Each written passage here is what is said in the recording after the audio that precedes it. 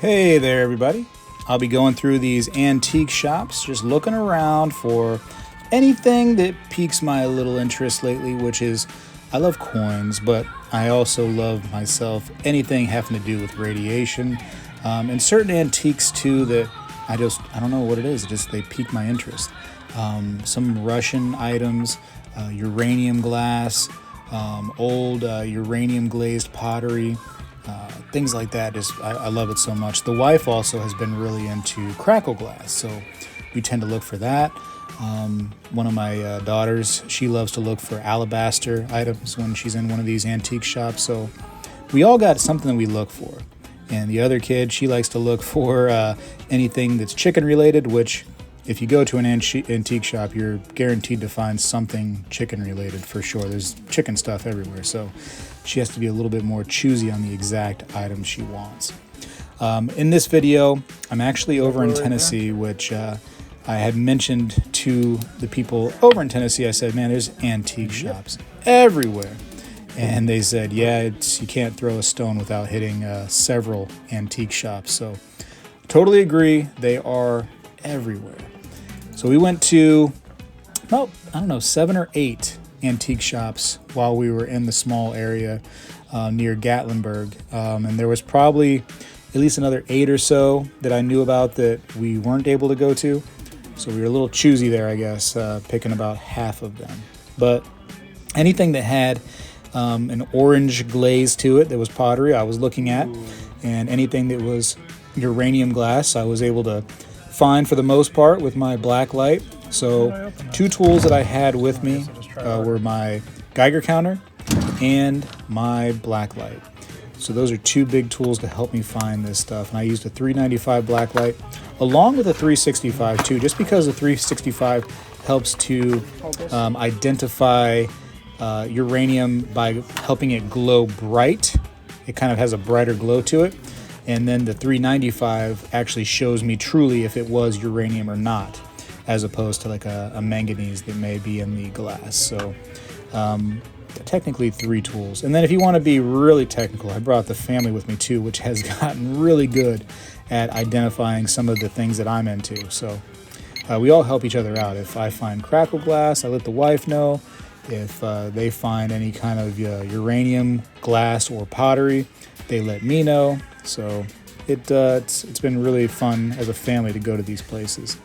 And then there's a few odds and ends too that I might be learning that I never even knew that I liked, and then when I see it, I'm like, whoa, now I want those.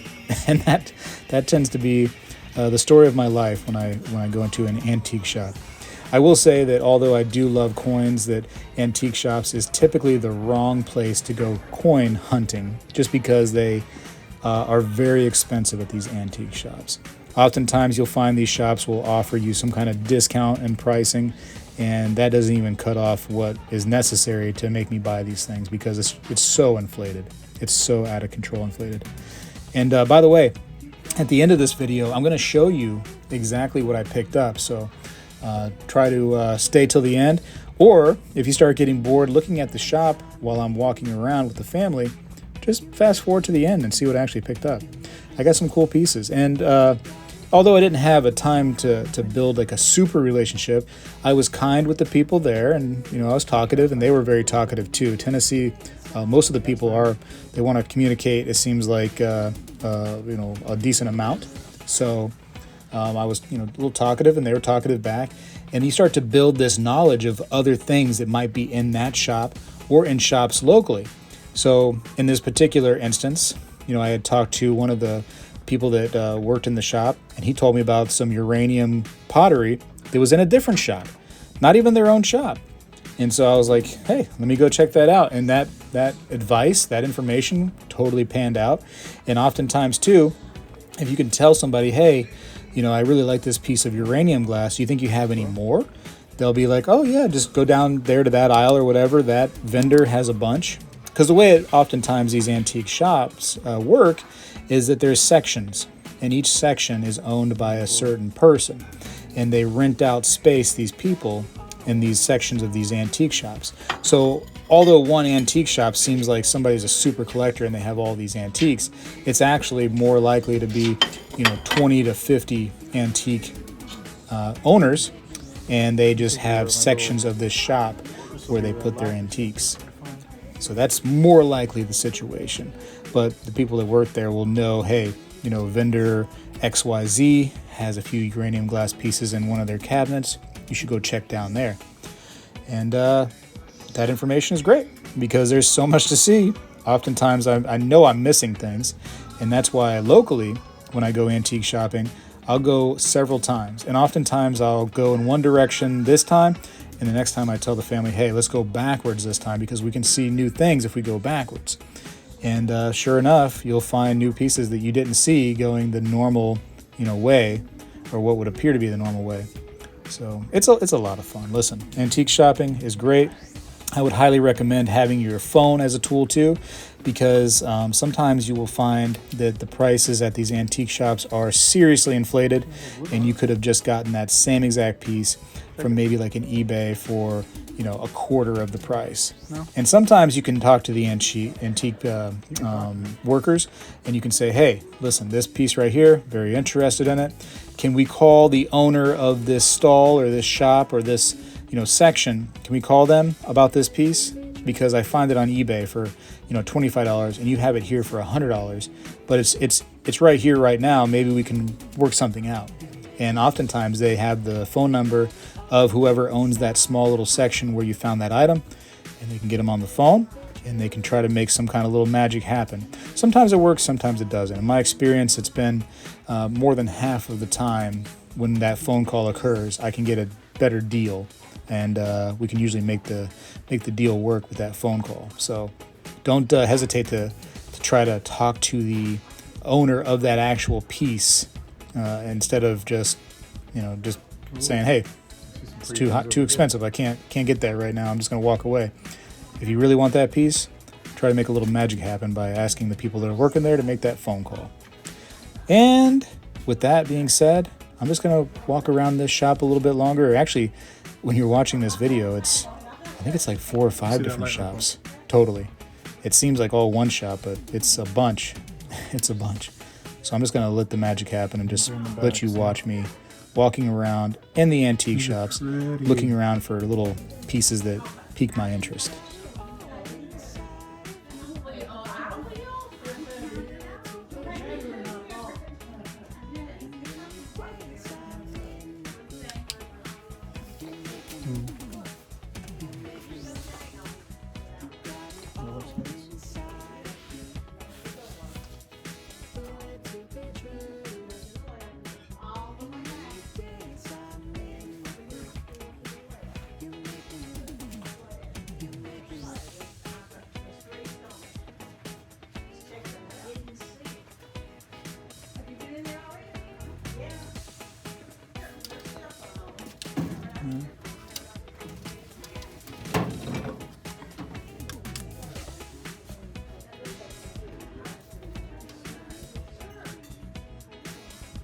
Mini picture set. What?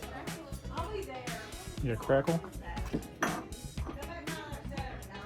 Let's see.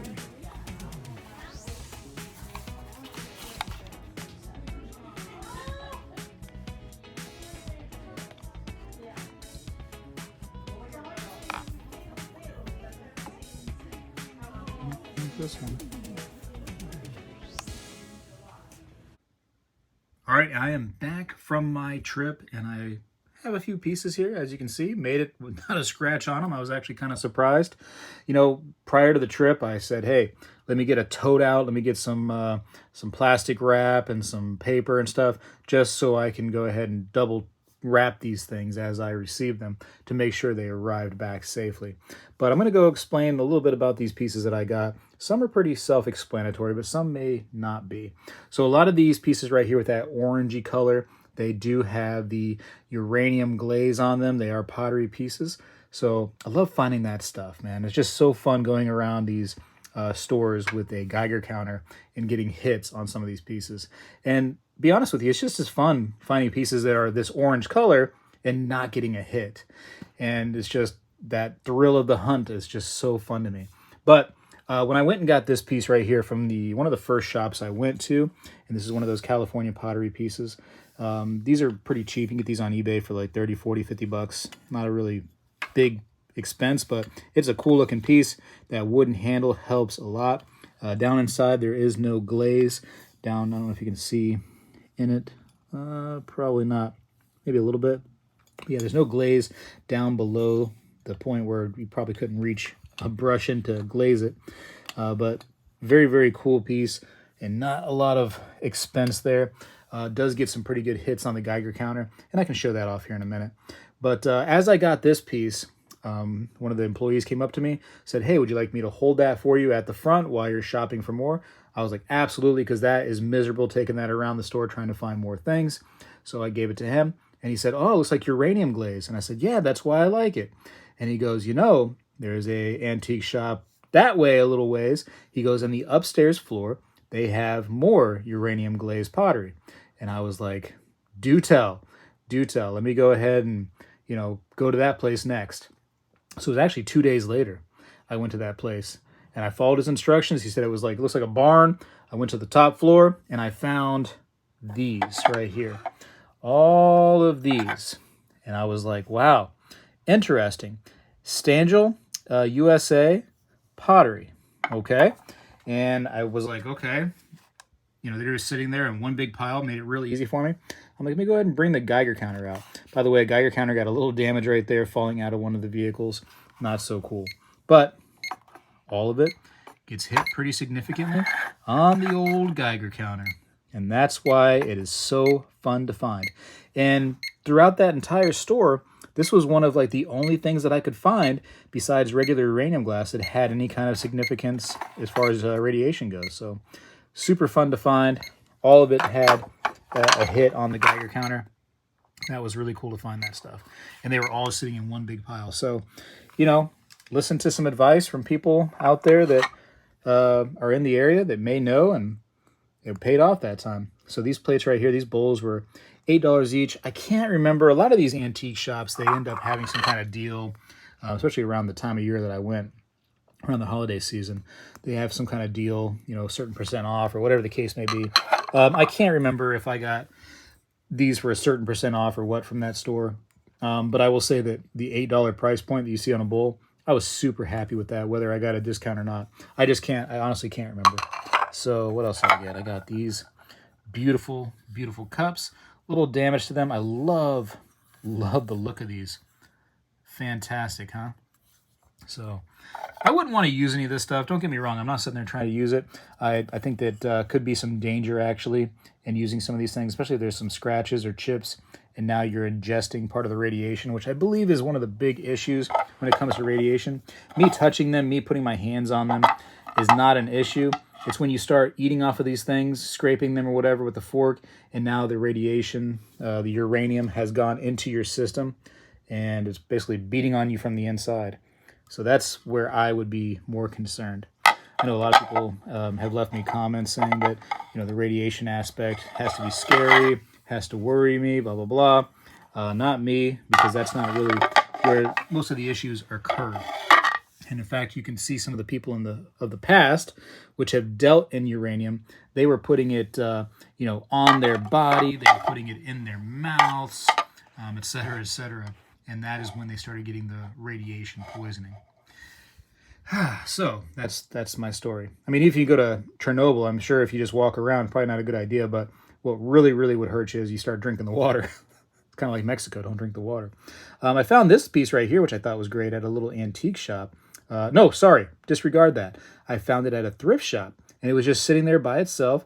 And I was like, okay, I'm not really sure who makes this one. Seems very much Stangel-like with the design, but I'm not really sure at all. There's no markings that I could find. But again, I hit on that.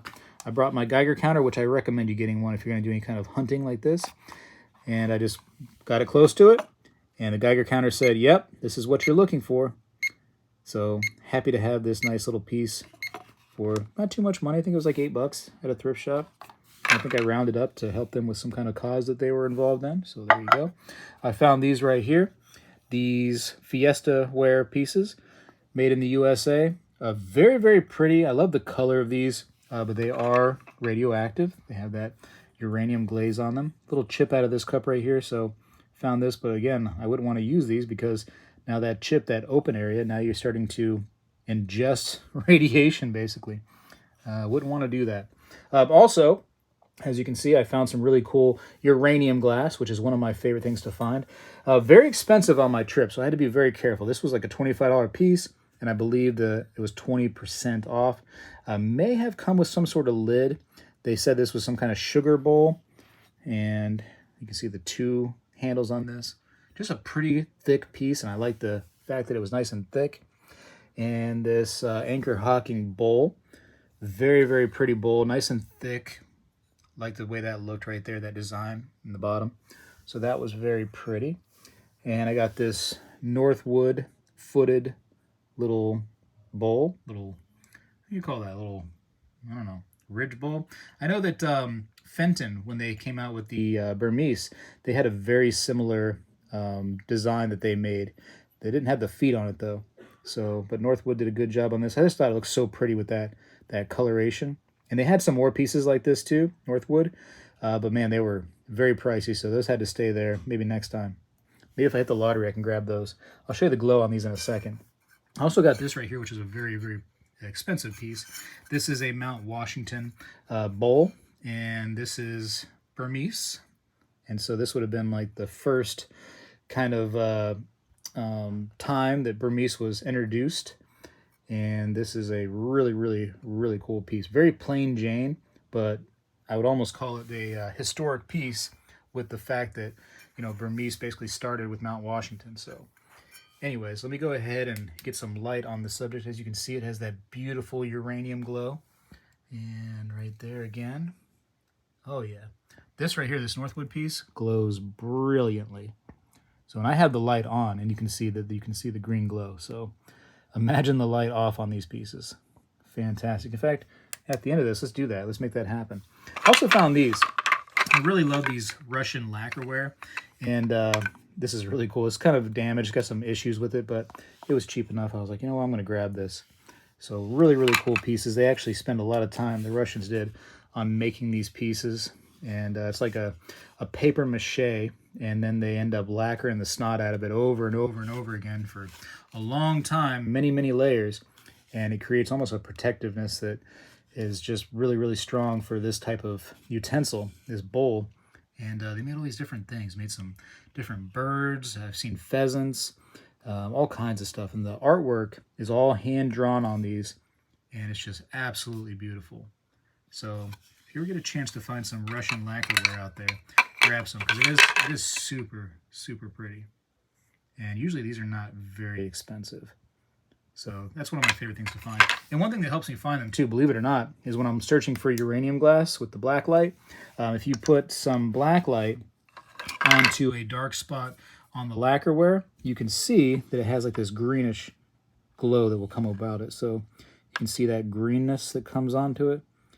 It's just kind of a little side effect of the lacquer. So just something I like. I like looking for. No glow, by the way, that will come out on these right here, these pieces.